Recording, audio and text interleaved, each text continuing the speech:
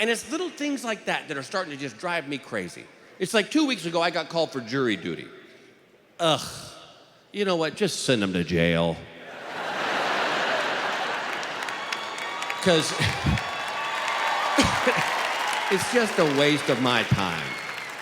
So I don't know how it is here, but in California, they have a thing called one day, one trial. And it don't matter who you are, if you get your little invitation, you got to show up. So we all show up that morning, and we're all in the holding area, and there's like 200 of us. And this is where everybody's got their laptops out and their iPods, and all of a sudden the curtain comes up, and they start calling out names. And this is where everybody gets really religious, because they're going, dear God, please don't let them call my name. Please, God, I'm begging you. First name out of the hat, Engvall. Damn! So they get 30 of us, and we're walking into the courtroom, and the lady who's in charge of the jurors goes, Mr. Engvall? And I said, yeah.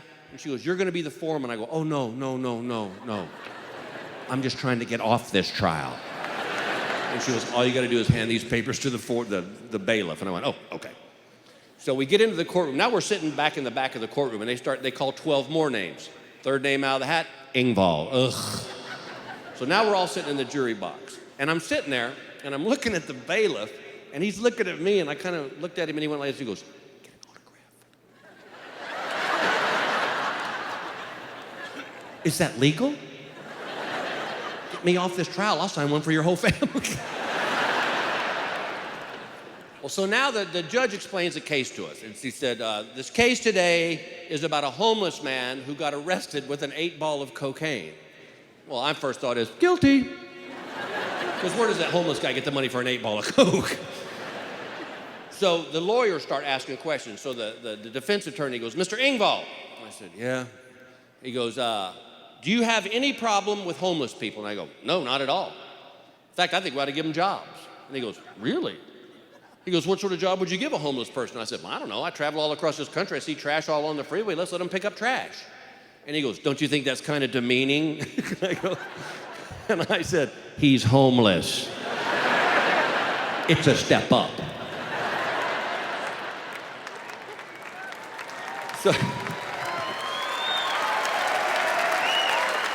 So I'm thinking that's going to get me off the trial. Well, I see the defense guy going, ooh, I like this guy. And I'm like, damn it. So he said, let me ask you another question, Mr. Engvall. He said, if you hear something in this courtroom and the judge tells you to ignore it, will you be able to do that? And I said, you know, I'm glad you asked me that, because I watch Law and Order. I said, not only do I watch it, I'm an addict. I can sing you the song. In the criminal justice system, there are two separate but equal parties. These are their stories.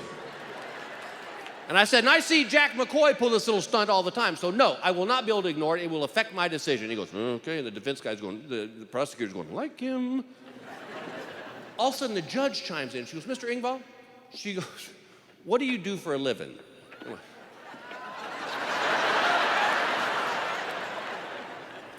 Well, Your Honor, I'm an entertainer.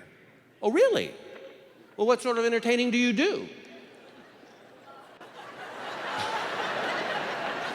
I'm a comedian. A comedian? Are you successful? Do we need to go through my resume right here? I said, yes, ma'am, I'm fairly successful. And she goes, okay, let me ask you something. I said, what is it? She goes, do you feel that this trial will make it into your act? And I said, without a doubt. Thinking, I'm off. And she goes, okay, that's fine, just wait till after the trial. So all of a sudden, the prosecutor stands up and goes, Mr. Engvall, I'm satisfied with your answer. Is there anything else you'd like to tell this court? And I said, yes, there is. I don't think cops would ever tell a lie. And the judge goes, you're excused.